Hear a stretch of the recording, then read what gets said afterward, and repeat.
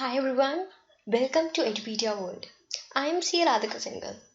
So in the last session, we were discussing regarding few types of financial services. Now there is also one service or a facility which helps in promoting these financial services, and that is called as refinancing.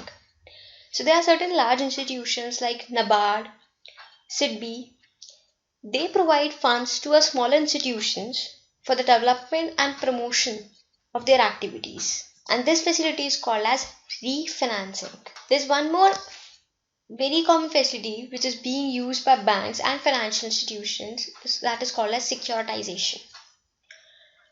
This facility is only used by banks and public financial institutions and not by any other lender.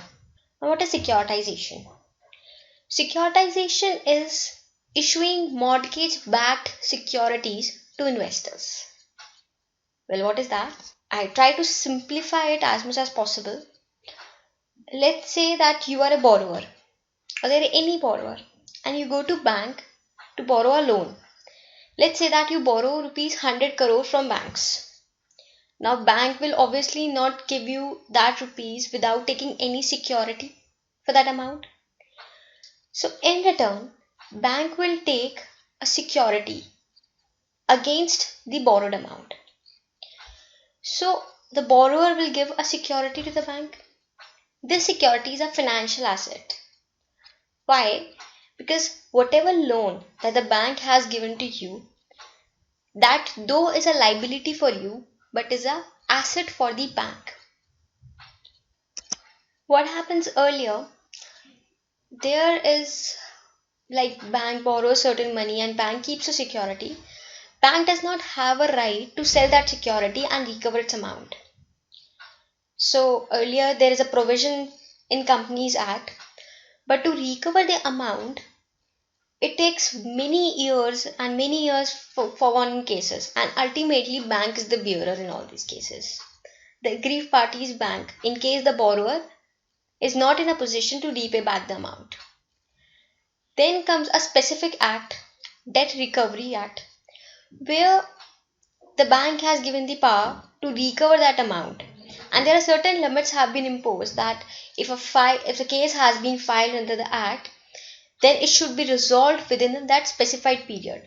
So usually it's 1 year, like 180 days have been given to file a appeal in one session, and within next 180 days the decision should be there. But that is also not being so much successful because there are so many cases, and because of that the long list of cases, that case does not actually resolve the purpose of it. Then there's a new act, SARFAESI Act.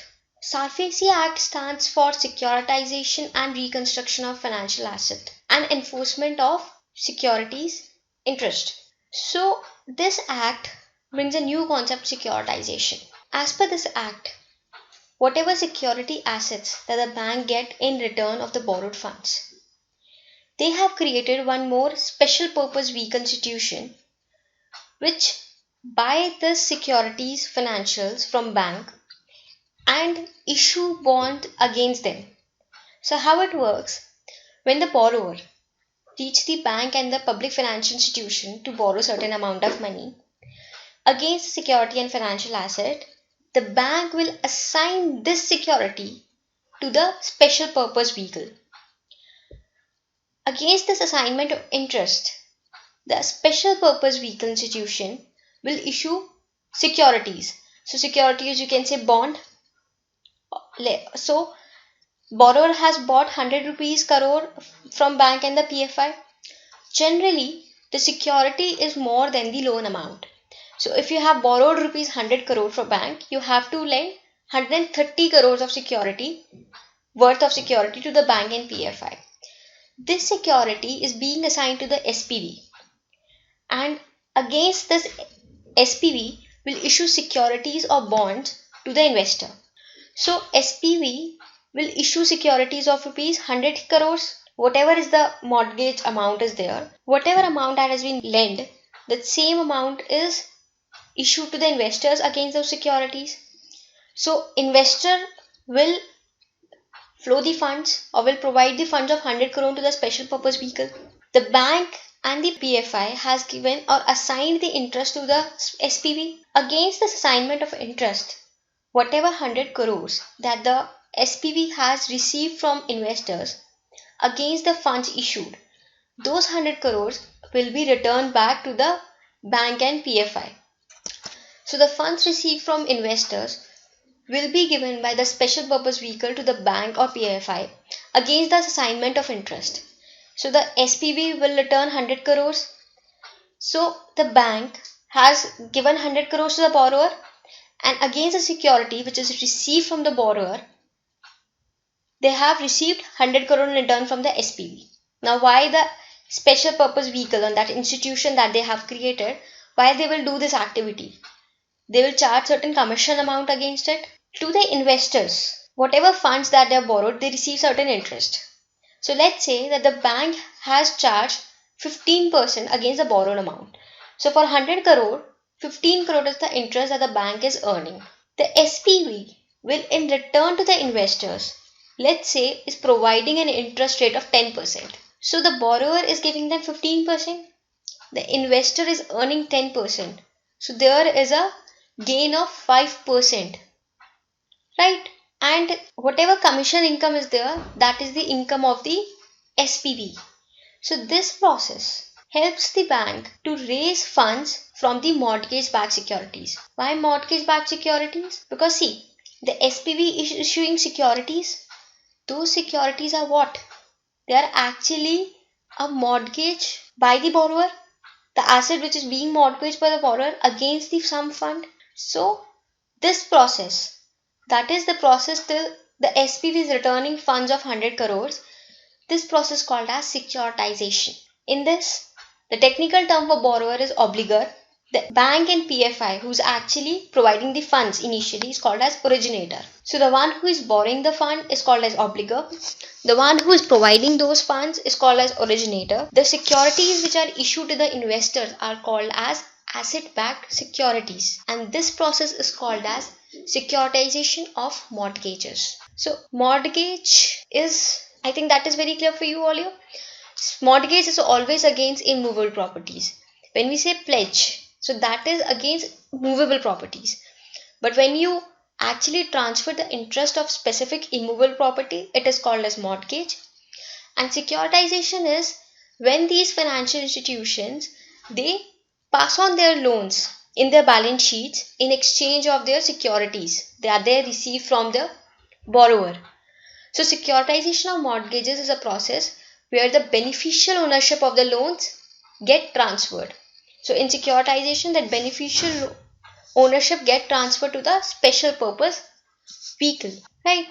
The next type of financial state of funding is real estate funding. Real estate means land and buildings. So when a funding is done, when a funding has been done to finance land and building. So when land and building are financed, it is called as real estate fundings. So there are two main instruments which are deal. One is real estate mortgages, the other is real estate leases. So leases is when the real estate is provided on lease, and mortgage is when the real estate is kept as an instrument to mortgage the asset. So the main source of real estate financing generally used is by taking a loan from any financial institution. The next a new system is depository system. Now it's not that new system. You all have heard regarding Demat account.